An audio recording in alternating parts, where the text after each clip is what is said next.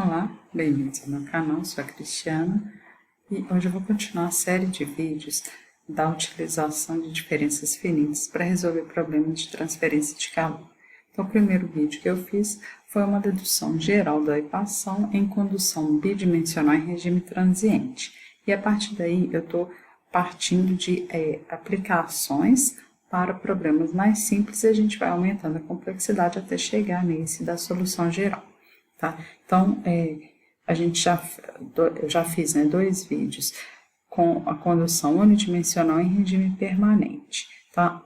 No primeiro, eu trabalhei com condição de contorno de temperatura prescrita, e no segundo vídeo foi condição de contorno de temperatura prescrita, porém eu adicionei uma geração interna. Nesse vídeo, o objetivo é avaliar principalmente a condição de contorno. Então, eu vou trabalhar uma face com temperatura prescrita e a outra face com fluxo de calor prescrito. Tá? Então, o problema seria esse daí, a condução unidimensional em regime permanente, uma barra com K de 16, a barra 1 metro de comprimento e área de 10 centímetros quadrados. Então, a face esquerda é mantida numa temperatura TA de 100 graus Celsius. E a face direita é colocada em contato com o fluido em movimento com uma temperatura mais baixa. Está proporcionando um coeficiente convectivo de 20 watt por metro quadrado Kelvin. E aí eu peço para determinar a distribuição de temperaturas nessa chapa, nessa barra. Bom, então a gente parte da equação geral, tá? Difusão pura em regime permanente com geração interna, embora no enunciado não fale nada de geração, vou resolver um problema incluindo geração interna. Tá? Então, a condução é unidimensional, então não tem os termos de gradiente de temperatura nas direções Y e Z. E em regime permanente não tem o termo transiente. Então, a condução unidimensional com geração interna. E eu vou integrar isso no volume de controle. Tá? Então, como nos outros problemas, eu vou integrar em V, tanto o termo da condução como o termo da geração interna. A gente assume que é unidimensional, então os termos de y e de z a gente simplesmente multiplica. Então a integral fica em x, tá? Da face leste menos da face oeste. E o Q ponto a gente considera uniforme ao longo de todo o volume de controle. Então, se a gente divide a equação por ΔZ, fica desse jeito. Tá? Até aí não tem segredo, que está mais ou menos igual aos dos outros vídeos. Então, qual que é o objetivo? A gente obter agora o valor das derivadas nas faces leste e oeste. Então, a gente trabalha primeiro para os volumes internos, depois a gente pega os volumes de fronteira.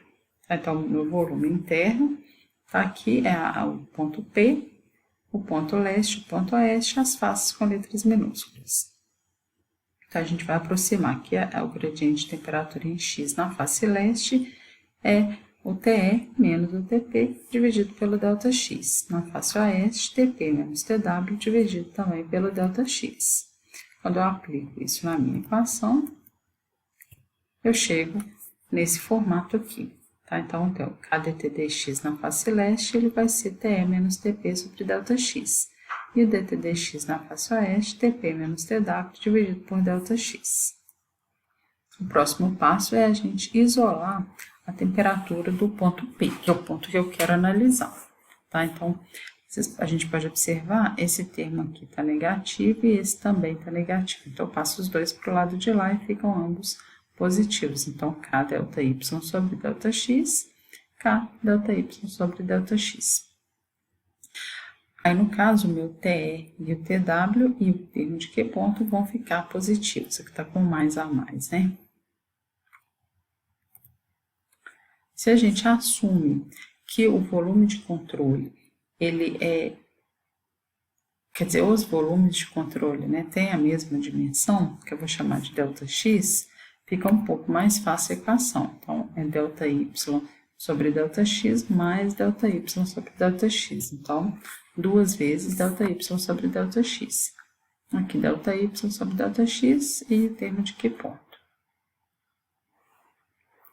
Então, o ΔY está em todos os termos, eu posso cortar.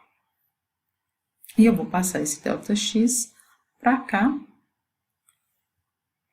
na verdade ele está no denominador, né? Eu passo para lá no numerador, então fica ΔX ao quadrado. Então essa aqui seria a equação geral para os volumes de controle internos. E a gente precisa achar a equação para os volumes de fronteira. Tá? E essas correlações elas vão ser baseadas nas condições de contorno. Então o volume 1, que é o primeiro, a condição de contorno dele, né, de temperatura prescrita nessa face. Então, que eu chamei de TA.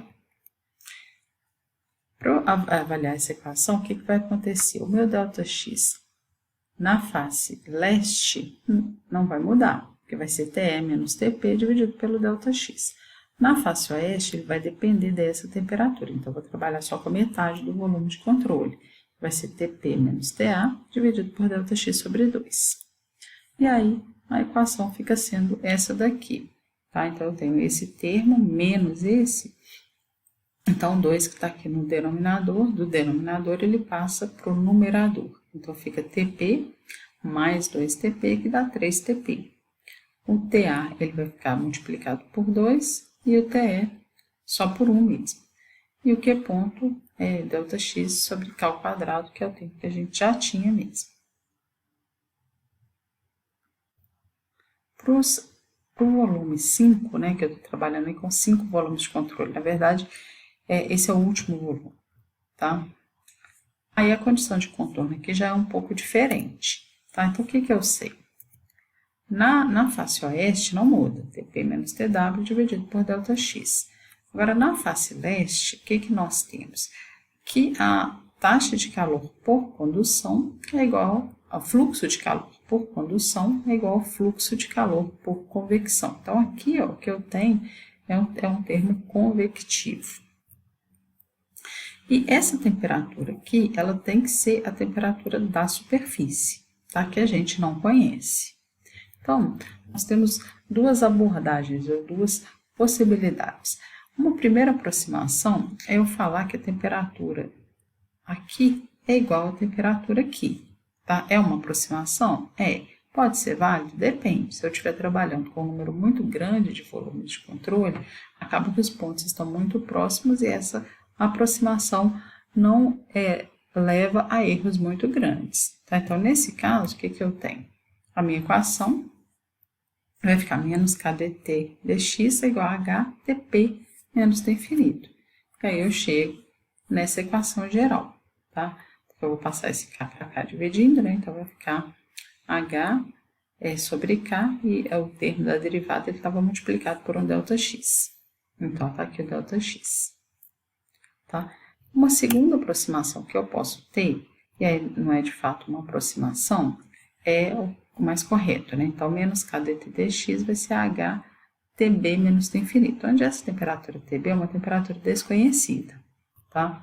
Então, como é que eu vou achar essa expressão para Tb? Eu posso falar que o gradiente aqui, ó, é dt dx, vai ser Tb menos Tp dividido por ΔX sobre 2, assim como a gente fez para as outras análises.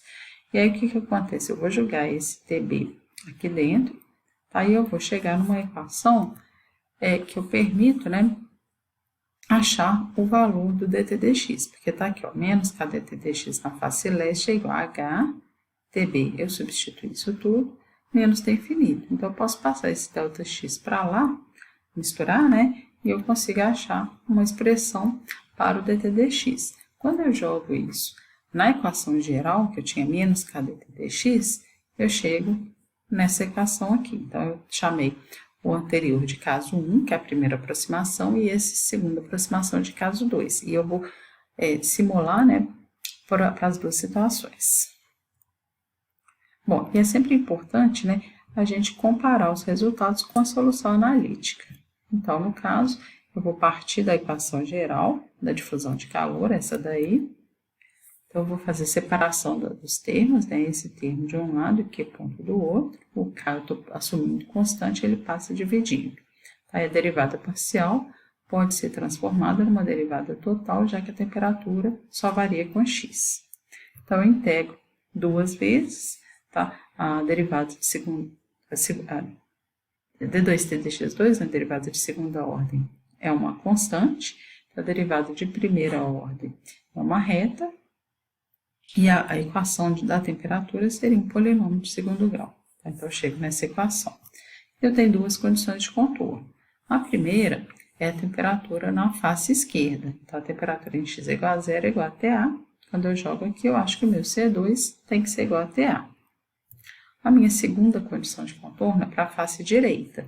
Então, o que eu sei? Menos K dt dx em x é igual a L vai ser igual a H TB menos T infinito. Lembrando que esse TB é uma temperatura, a princípio, desconhecida. Então, tá aqui, né? Eu tenho K dt dx. Então, eu vou aplicar meu dt dx, que é essa expressão. E a gente sabe que o dt dx tá aqui, né? Menos K dt dx é igual a H TB menos T infinito. Então, dt dx vai ser H sobre K T infinito menos TB, que é o que está aqui.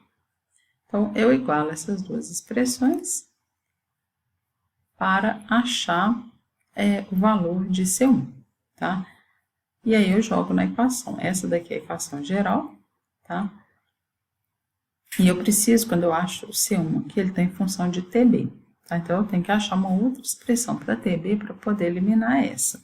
Então, o que eu sei? Que TB, a temperatura em X é igual a L, tá? Então, eu jogo, é isso daqui, mais C1x, mais C2, que a gente já tinha visto que era TA. Então, eu acho o valor de TB e aí jogo aqui. Tá? A gente pode ver aqui que o valor de TB está em função só de variáveis já conhecidas. Então, meu C1, que era isso. Essa equação da temperatura para achar o meu TB, acho o TB e acho a equação.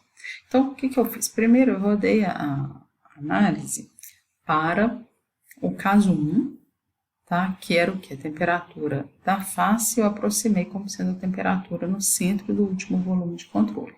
Então, para 5 TP, para 5 volumes de controle, o que a gente teve? Comparação da solução analítica com a solução numérica, a gente pode ver que aqui tá certo, né? Porque ele está obedecendo a condição de contorno de temperatura igual a 100 em 0, porque ele está começando em 0,1.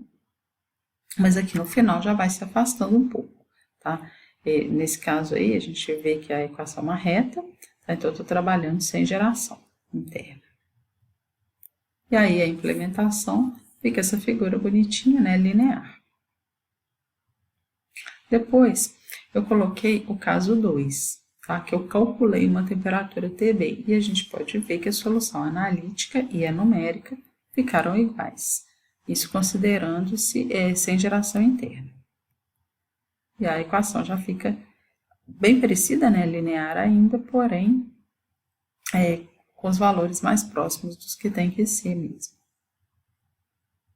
Quando eu coloquei 30 volumes de controle, o que a gente observa? Que já ficou perfeita, tá? Aqui os valores são maiores porque eu trabalhar com um número maior de volumes de controle. Então, os limites ficam mais próximos de 0 e de 1.